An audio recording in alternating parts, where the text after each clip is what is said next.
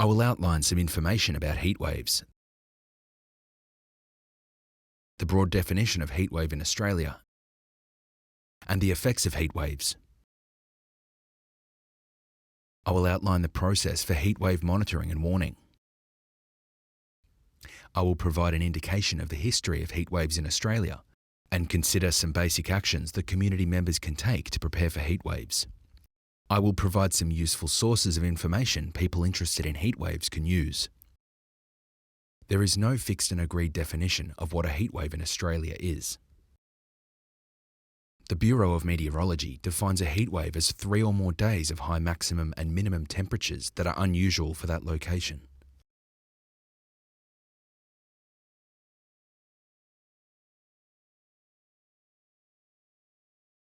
Authorities agree that a heatwave is a prolonged period of excess heat.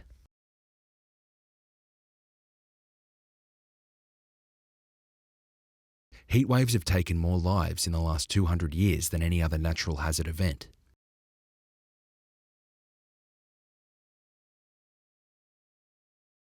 The people who die from heatwaves are usually people with pre-existing medical conditions, making the direct attribution of their death to the heatwave tricky. Heatwaves are slow events, not sudden onset like earthquakes. They do not generate the same media coverage as more high-profile events.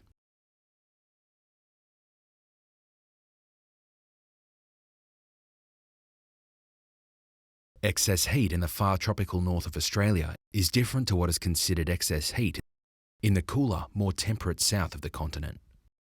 Thus, a heatwave is defined relative to local conditions in an area.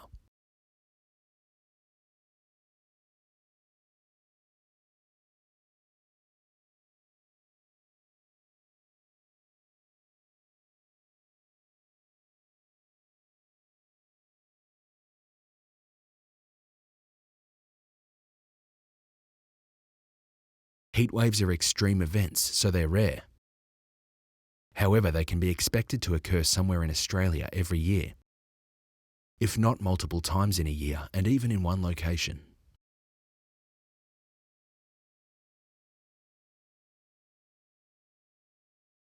What can cause a heatwave and what issues can arise from heatwaves? Certain environmental conditions combine to allow heatwaves to develop.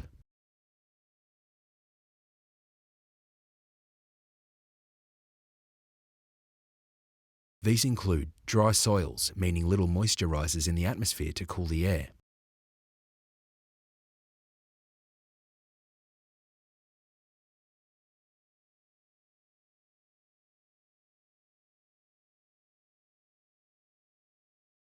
Persistent high-temperature atmospheric systems.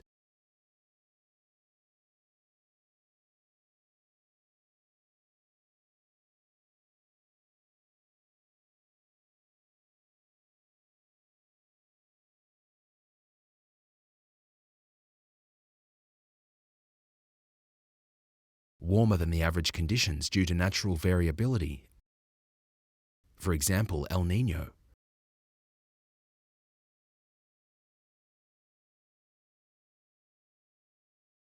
And warmer than average conditions due to longer-term warming of the Earth's climate system. Heatwaves impact humans and animals and plants, including wildlife, farm animals and companion animals, increasing body stress.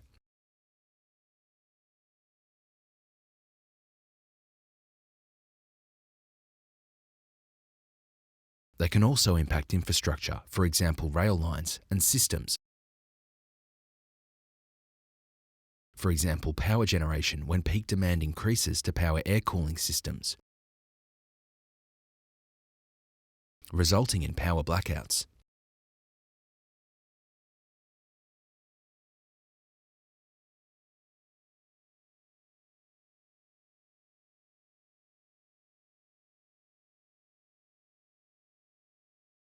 Who has responsibility for heatwave monitoring and early warning? The Bureau of Meteorology, BOM, and its regional offices monitor climate and weather conditions. The Heatwave Service generates and displays maps showing colour-coded heatwave severity for the previous few days or the coming few days as a form of assessment. A heatwave forecast consists of a series of maps for the coming days that show areas where heatwave conditions are expected to occur and indicates whether the intensity is expected to reach severe or extreme in status.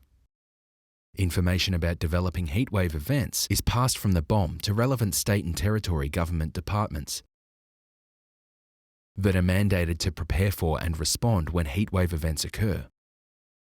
In some jurisdictions, this is the State Emergency Service. In others, it is the State Health Department, and in others, it is a combination of agencies. History of heatwaves affecting Australia. Since 1950, Australia has experienced more heatwave days than before 1950. Heatwaves now last longer, and the hottest days within individual heatwave events is now hotter than they were before the 1950s.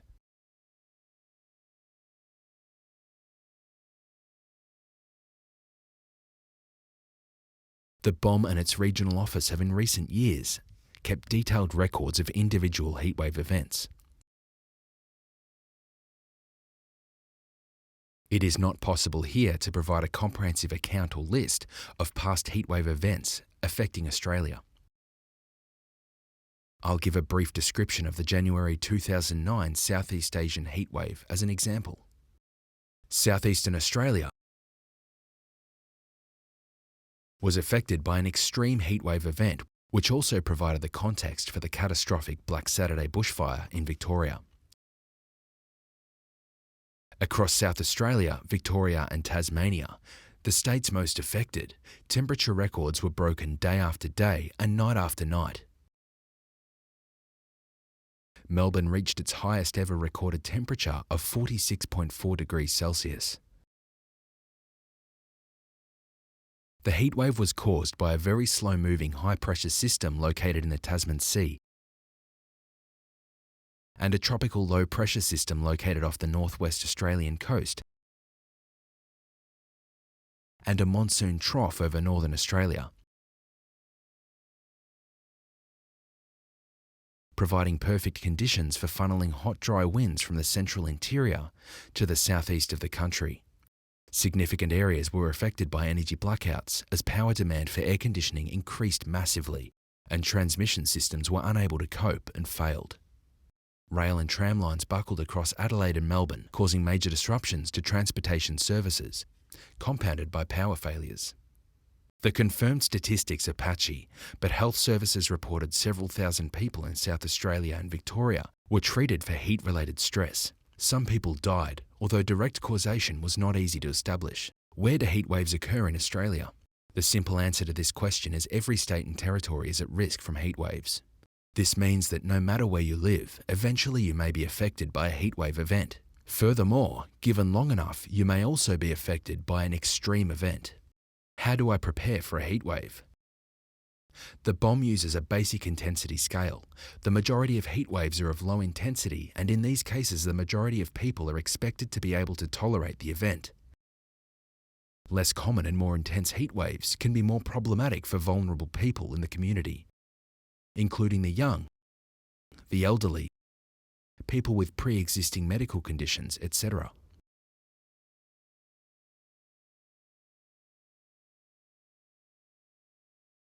Extreme heatwaves, however, are a risk to everybody, especially where people do not take precautions to stay cool.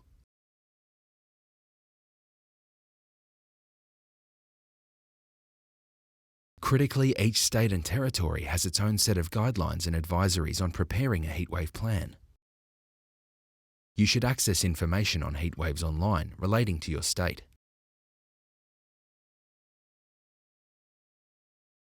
There are many similarities with all state guidelines.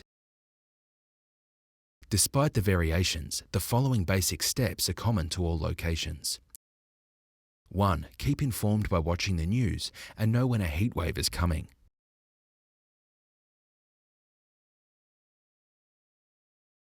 2. Stockpile foods, medicines and other essentials so you can limit the number of times you have to go out into the heat.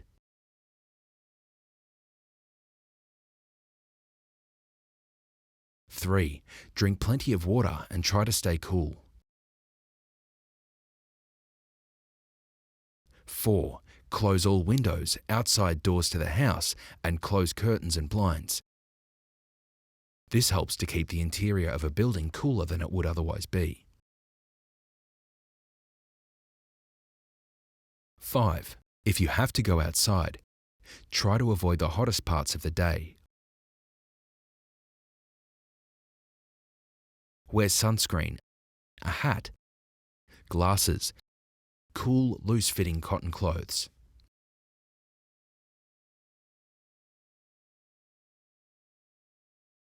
6. Avoid heavy, strenuous activity. 7. Eat small meals often and try cold plates such as salads.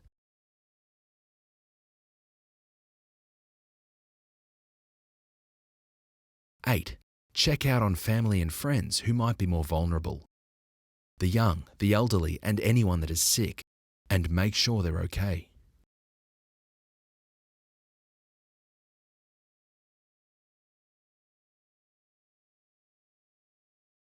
Summary.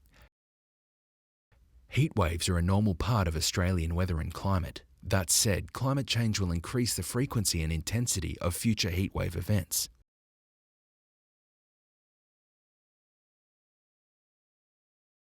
The Bureau of Meteorology defines a heatwave as 3 or more days of high maximum and minimum temperatures that are unusual for that location. The Bureau of Meteorology operates a heatwave service during the summer months. And when an event is forecast, information is passed to the media for public broadcast. State and territory health departments and emergency service organisations have lots of great and freely available information to enable individuals, families, and communities to prepare for heatwave events. Common sense is the best protection for heat waves. Stay cool and try to stay out of the sun. Heat waves can have significant effects on power supply networks and transport systems, with ripple effects for the wider economy.